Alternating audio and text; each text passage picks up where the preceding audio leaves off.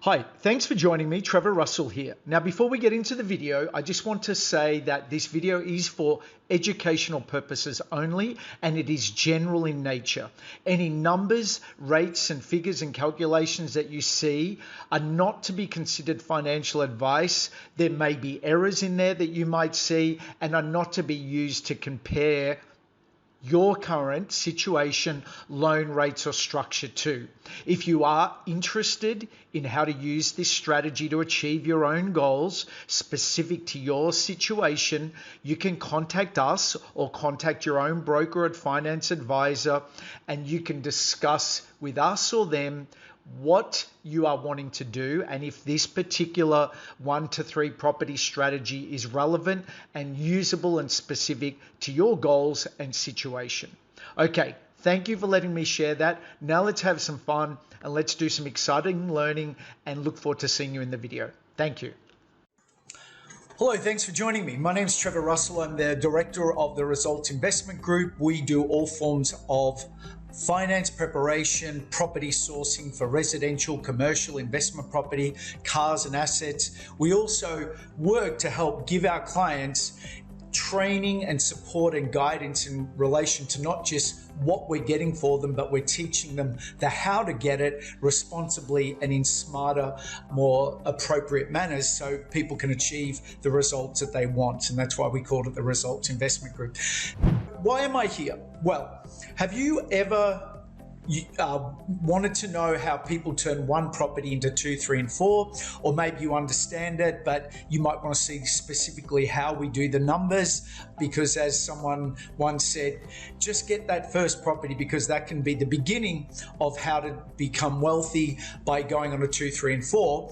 Well, if you don't know how to do this or you're curious, this is how we do it. I am doing a refinance for our clients to access some equity, to do some different things, as we call it, money out of their current property, so we can then take some of that to go and buy their second property. And this is, in a couple of minutes, very simply how we do it. So shall we have a look? Okay, so here we go. Property number 1 is worth $620,000. They have a loan of $298,000. We're borrowing up to 85%. We don't want to go up into the 90% range because the lenders in mortgage insurance goes up substantially, which you may already know, but that protects the lender in the event that the borrower can't make their repayments. They will pay the bank out if it ever got to that point. Very rare these days. Lenders are so good. We're so good at making sure clients borrow money the right way and responsibly. But just in the event that that does happen, that's who it protects. It protects the lender. Okay, all right, so that's why they have insurance at that level.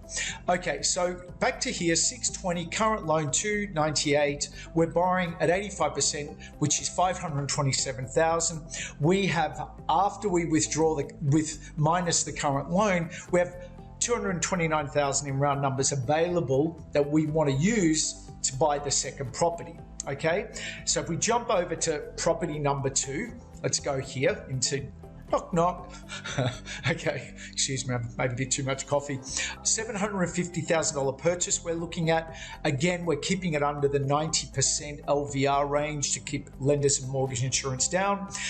And we have got a borrowing of $637,500, and we've got a rounded LMI of $9,300, excuse me.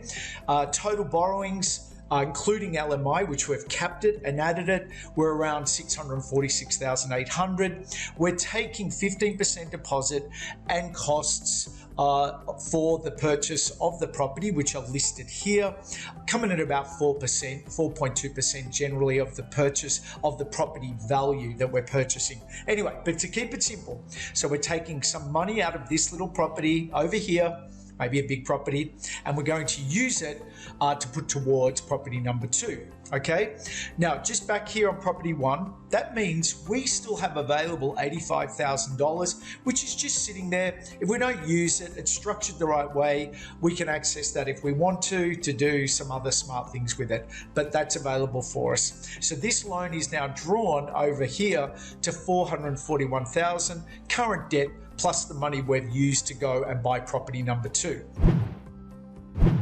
Now, this is where it gets fun and interesting.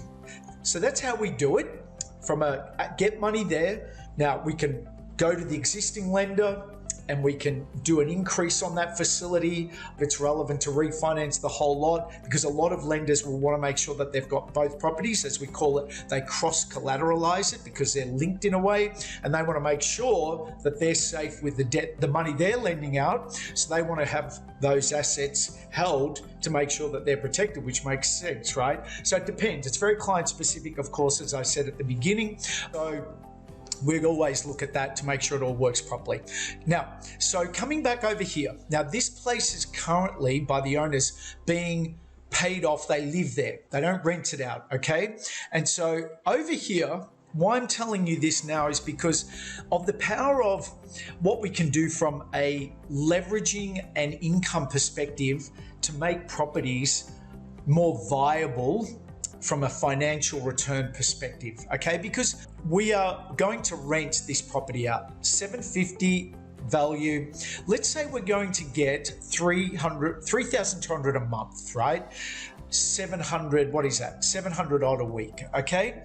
Coming in at 738 a week, say rent, which on a $750,000 property in this market, in this economy, and I'll tell you why in a moment, is probably very achievable, if not more. But I've tried to keep it fairly conservative.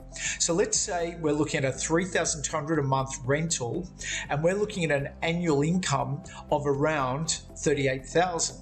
Now, the way we want to structure this properly, and if you're curious to know how these numbers work and why, the deposit, and if you don't already know, of course, the deposit and costs is a borrowed amount of money that is tax deductible, because the good thing about our ATO is they will support us in being able to build our own investments. So if they can deem that the money's being used for an income producing investment, again, this is speak to your accountant, but from what I know from my own experiences, it's a tax deductible expense. So I like to allocate it as an expense to the actual income producing asset, because that's what it's attributed to, right? So that's just me. That's how I do it. But you do however you want and your account wants to do it. But just for this case study. So let's say that expense is added to this property. Now, great thing is we've got low interest rates at the moment, and we've got high yielding rental income. It's a very good time for a property investor. If you want to get into the property market or you're already in, we have high demand on rental properties, and we also have low interest rates because of everything that's gone on in the world. So while it's challenging in areas, there's also a lot of opportunity, right? With the numbers working, of course. Coming back to this. So deposit costs 143 we've used at 2.14% we're paying $3,000 a year in interest on that loan.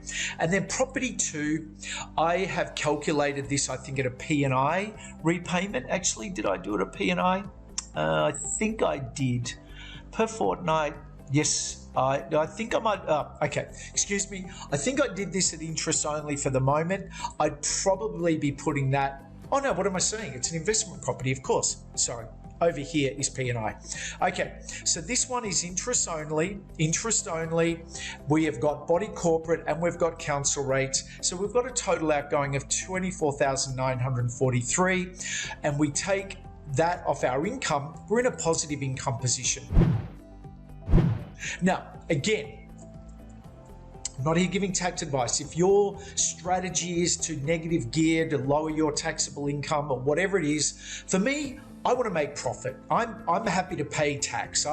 That's just me, okay? But your situation, whatever. But just for the case study, what we now have is a positive income producing property that supports itself. Now, as a friend of mine who is a very good property investor, he will buy properties that are 4 bedrooms, he'll turn them into 6 bedrooms, and he'll have a multiple income residential property to increase his yield, as we like to call it here, his rental yield, which makes it a very profitable investment and asset, right? Now, coming back So that's how we do the numbers. We take a portion of this and we add it to this to help buy this property, okay? So if you want a copy of this multiply your properties calculator, let me know. That's me there, Trevor Russell. You can email me at connect@resultsinvestmentgroup.com. And here's our website. If you want to have you can contact us here, tell us what you'd like help with, and you can provide us with what you would like to have a chat about. And everything starts with a conversation. So if you'd like to have a chat, you can do that over here. But just in closing, have you found this helpful? I hope so. I found doing the numbers like this with clients, you really see the light bulbs go off because they go, now I get it. I get it from a numbers perspective, and then we can play with the numbers, which is a lot of fun to do.